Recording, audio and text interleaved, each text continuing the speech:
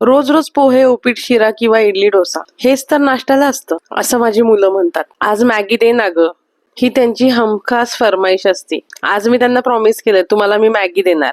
बऱ्याच दिवसात विसर पडलेला हा पदार्थ आहे, तो म्हणजे शेवयाचा उपमा. आणि हाच शेवयाचा उपमा मी आज त्यांना मॅगी म्हणून खायला देणार आहे. ही शेवई जाड आहे, जी आपण खिरीसाठी वापरतो ती ही शेवई नाही. बऱ्याच जणांनी ही लहानपणी खाल्ली सुद्धा असेल, म्हणजे अगदी माझी आई सुद्धा आम्हाला ही शेवई बनवून द्यायची. ही शिऱ्यासारखी गोड सुद्धा बनवली जाते आणि ही उपमासारखी तिखट सुद्धा बनवली जाते. तर काही नाही, तुपावरती ही शेवई भाजून घेतली. शेवई भाजून झाली की त्यामध्ये तेल घातलं आणि शेंगदाणे तळून घेतले. शेंगदाणे शेवईवरती काढले, मग त्याच तेलात जिरं, मोहरी घातली, कांदा घातला, 2 पाकळ्या ठेचलेला लसूण, हिरवी मिरची, कढीपत्ता, आपल्याला हव्यात त्या भाज्या घालायच्यात, पण मी इथे गाजर आणि मटार घातलाय, टोमॅटो घातला. हे छान व्यवस्थित परतून घेतलं. 1 मिनिट भरासाठी भाज्या वाफवून घेतल्या.